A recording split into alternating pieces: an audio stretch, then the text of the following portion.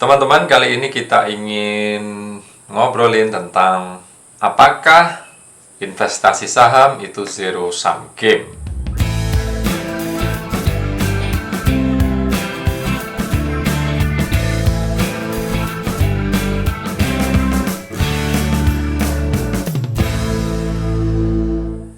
Halo pemirsa, saya Arif Widianto, founder bolasalju.com. Jumpa lagi di edukasi bola salju.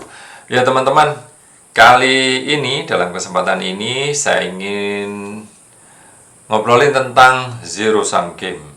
Pertanyaan pentingnya, apakah investasi saham atau aktivitas kita di pasar modal ini sebenarnya sebuah kegiatan zero sum game gitu ya. Nah, saya juga pernah teman-teman, ini terbuka aja ya, sebelum saya serius memasuki pasar modal, sebelum saya memahami investasi nilai dan strategi investasi jangka panjang ini di era tahun 2005 atau sebelumnya, saya juga pernah berpikir ini aktivitas di pasar modal ini jual beli tiap hari, mingguan atau bulanan ini. Yang untung dari mana, siapa membayar siapa, gitu. Saya juga pernah berpikir seperti itu, teman-teman. Mungkin Anda juga pernah berpikir ya. Kenapa kita berpikir seperti itu atau saya berpikir seperti itu ya? Ya, ibaratnya sebagai orang konservatif, kita katakanlah setiap orang punya pemikiran konservatif, punya pemikiran agresif ya. Dalam prinsip konservatisme yang muncul di kepala kita masing-masing, kita mungkin juga pernah merasa kalau kegiatan di pasar modal ini semua adalah zero sum game, artinya ya semua orang hanya berdasarkan hanya berkegiatan berdasarkan kerugian dari orang yang lain. Artinya apa yang dipelajari dari sana untuk memastikan bahwa transaksi kita itu aman? Kalau ini zero sum game, apa yang bisa kita nalar, kita bisa rasionalisasi sehingga kita bisa menjaga keamanan konservatif strategi kita sehingga kita nanti untung atau setidaknya tidak kehilangan uang, kan gitu nalarnya ya. Karena kalau semua zero sum game, nggak ada yang bisa dipelajari. Anda hanya cukup fokus ke kekhawatiran dan atau psikologi yang ada di market kalau itu semua zero sum game. Nah, dari perjalanan itu kemudian setelah terekspos beberapa teori investasi nilai ya, kalau saya sendiri meyakini itu bukan zero sum game. Tetapi oke lah, sekarang kita bahas dulu. Kalau bagaimana dengan kegiatan berdagang saham dalam jangka pendek? Nah, kalau saya percaya itu zero sum game. Kalau dalam jangka pendek, artinya dalam lingkup mungkin harian. Beli pagi, jual siang. Atau beli agak siang, ketika untung, jual. Atau jual sore. Atau beli beberapa hari, dijual beberapa hari kemudian, dalam mingguan, dalam bulanan. Atau ada yang strategi membatasi diri bahwa harus take profit ketika sekian persen, atau take loss, cut loss ketika sekian persen. Semua harus dibatasi karena basis pemikirannya adalah mengambil keuntungan dalam waktu cepat. Karena basis kegiatannya semuanya berangkat dari perspektif bahwa tidak ada yang pasti di sana. Ini semua permainan zero sum game. Zero sum game artinya apa? Mungkin Anda juga pernah mendengar definisi. Mohon maaf ya, strukturnya kita lurus saja ngobrolin ini. Semoga saya juga nggak perlu ngedit rekaman ini.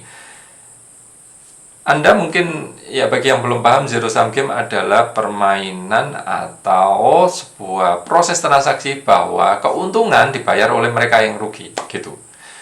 Ibaratnya gini, saya membeli saham sesuatu, saham X, seharga 1.100. Saya yang rugi ya, 1.100 ya. saya jual di harga 1000. Artinya saya rugi 100 rupiah. Paham ya? Nah, kemudian ada Anda.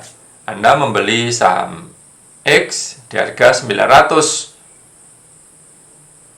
di hari ini juga misalnya kayak gitu. Anda kemudian bisa menjual di harga 1000. Ya. Nah, keuntungan Anda ibaratnya dibayar oleh saya. Seandainya yang transaksi hanya 2 orang saja. Misalnya seperti itu, teman-teman. Ya. Begitu. Nah, bagaimana dengan orang yang tadi menjual di harga 900 atau menjual di harga 1100? Itu diskusi yang lain lagi. Kita batasi di transaksi saya dan Anda. Inilah zero sum game. Nah, zero sum game ini adalah pemikiran atau konsep ekonomi. Nah, kalau ekonom tentu saja bisa membahas bahwa semua transaksi kaidahnya adalah zero sum game. Ya. Bentuk kecil, bentuk makro, bentuk mikro, bentuk makro, bentuk transaksi seperti tadi di trading di pasar saham, di instrumen yang sama, atau bahkan bentuk makro di negara, semua bisa dianggap zero sum game kalau pakai teori ekonomi. Nah, yang hanya melihat angka. Nah, kalau mau pakai hakikat, ya kalau transaksi jangka panjang, apakah bisa disebut zero sum game? Seandainya ada seseorang membeli di tahun 2024, kemudian menjual di tahun sekarang. Nah, untuk mendiskusikannya teman-teman, saya pakai contoh ya, agar relate ya. Kebetulan saya sudah menyiapkan presentasinya, ini dia. Sahamnya BBRI, grafiknya dari Yahoo Finance seperti Anda lihat itu. Anda juga bisa mengeceknya sendiri, dan jangan lupa di set grafik yang maksimal sehingga Anda tahu dalam jangka panjang. Di kiri itu adalah harga BBRI di tahun 2004, 129,54 ya. Mungkin Anda yang baru investasi BRI di harga sekarang mungkin akan terkejut kalau belum tahu harga BRI dulu pernah serendah itu. Tetapi untuk memberi konteks, kita perlu memahami bahwa di BBRI pernah memecahkan saham, lembar sahamnya ya teman-teman, secara permodalan. Jadi yang sebelumnya 100 dipecah jadi 200. Contoh ya, saya nggak tahu saham BRI berapa. Artinya 1/2 itu tadi. Di tahun 2011 itu pernah dipecah 1/2. Kemudian di tahun 2017 setelah dipecah lagi. Satu saham dipecah jadi 5. Nah, ibaratnya kalau tadi 100 lembar modalnya dipecah 2 menjadi 200 lembar. Oke, jadi jumlah lembar saham 200 lembar. Kemudian dari 200 lembar, setiap satu saham dipecah 5 kali lagi, artinya 200 kali 5, artinya 1000 lembar. Jadi yang awalnya 100 lembar menjadi 1000 lembar atau naik 10 kali lipat. Itu yang terjadi di BRI. Nah, yang teman-teman lihat di harga ini 129 itu sudah setelah pemecahan saham ya. Di harga 2024 ya, di sekarang seperti Anda lihat di grafik di atas itu, di atas gambar saya, BRI pernah dijual di harga tertinggi 6.000. Nah, ini BRI memang lagi negatif ya, sekarang 3.800. Sudah banyak yang mengeluh, ini sama apa, dan situ. Yuk, kita di luar diskusi itu ya. Sekarang kita di diskusi tentang zero sum game.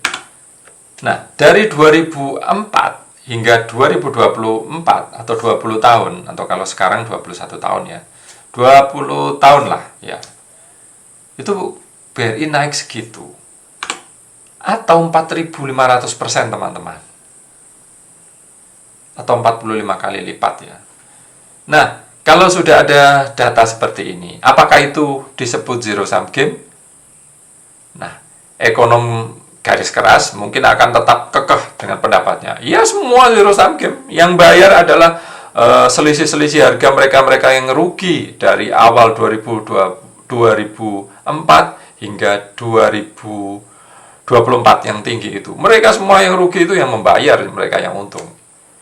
Ya, mungkin kalau mau pakai prinsip ideal ya bisa jadi begitu. Ya, bisa jadi begitu. Nah, sekarang saya pakai data yang lain. Nah, selama periode berjalan itu 20 tahun, 21 tahun itu, BRI membagikan dividen sebanyak, kalau kita jumlah tiap lembar dari awal 2004 hingga terakhir, itu totalnya 1996 per saham. Hampir 2000, teman-teman. Nah, ini akumulasi dividen ini kalau dibagi dari biaya di awal sebesar 129,54 naik 15 kali lipat. Jadi, katakanlah tanpa melihat sahamnya saja, saham BRI sudah memberi investornya yang hold dalam jangka panjang, misalnya pemerintah Republik Indonesia atau investor jangka panjang yang lain, 15 kali nilai pengembaliannya. Nah, kalau dalam konteks seperti ini, sudah ada pembagian dividen, ada arus kas yang kembali ke investornya. Apakah itu disebut zero sum game? Saya tidak setuju. Nah, saya tidak setuju. Nah, kalau menurut saya zero sum game ini bisa relate kalau sesuatu itu tidak menciptakan nilai. Tidak ada dividen di situ. Tidak ada nilai yang terbagi, baik sesuatu itu tidak memberi manfaat kepada masyarakat. BRI membantu memberi manfaat kepada masyarakat. Mereka yang menyimpan mendapatkan keuntungan. Mereka yang meminjam dana mendapatkan akses permodalan dengan membayar biaya. Dengan memahami konsep seperti ini, apalagi kalau Anda sudah memperdulikan atau menambah perolehan dari saham di 6.000 ditambah perolehan dari dividen selama hold BRI selama 21-an tahun itu, investornya mendapatkan keuntungan sebesar 7.996, 6.073% atau 60 kali lipat. Nah, kalau udah kayak gitu, apakah ini juga bisa dianggap zero sum game? Kalau saya tidak. Dengan meyakini bahwa jangka panjang itu tidak murni zero sum game, Anda akan bisa fokus ke apa? Ke sesuatu yang menciptakan nilai, baik usahanya sendiri atau nilai yang bisa diperoleh oleh investornya. Dengan Anda fokus ke sesuatu yang menciptakan nilai, maka yang kedua Anda akan fokus ke usaha-usaha yang konkret, yang real, yang aman, yang menguntungkan, yang bermanfaat dalam jangka panjang. Kalau tidak ada usaha yang konkret, yang real, yang menciptakan nilai yang tidak aman, ya itu sebenarnya zero sum game, tidak bisa dipelajari. Maka kami investor jangka panjang, maka kami investor nilai selalu fokus ke sesuatu yang punya nilai. Dan apalagi kalau nilai itu bisa kita bayar dengan harga yang lebih murah daripada orang lain, maka kita bisa meraup nilai lebih. Keyakinan nilai itu akan lebih aman. Disitulah lahir konsep margin of safety, karena ada batas pengaman bahwa ini bukan zero sum game semata, ada nilai di situ. Ini nilainya besar, harganya lagi turun, berarti ada pengaman lagi di situ. Ini bukan sesimpel zero sum game. Nah, kalau dalam jangka panjang saya tidak percaya itu, teman-teman. Karena sudah dibuktikan di data yang tersaji di layar ini bahwa ada nilai tercipta 15 kali kalau kita hanya melihat dividennya. Nah, tetapi ya teman-teman, maka kami investor jangka panjang selalu fokus ke nilai, fokus ke usaha. Disitulah kita kita memanfaatkan kapabilitas kita, skill kita, analisis kita untuk mencari perusahaan-perusahaan yang terbaik. Di situ fokusnya, agar kita tidak memainkan permainan yang sama dengan orang-orang di pasar modal, agar kita tidak memainkan permainan zero sum game di situ. Nah, topik ini teman-teman, sebagai penutup sebelum kami menutup, beberapa minggu terakhir memang didiskusikan di media sosial. Saya melihat ada postingan dari Pak Tigor di BI misalnya. Terus kemudian ada, saya lupa ya, iya apa enggak ya. Terus kemudian ada beberapa konsep diskusi, misalkan Ferry Irwandi yang menghubungkan ini dengan Bitcoin.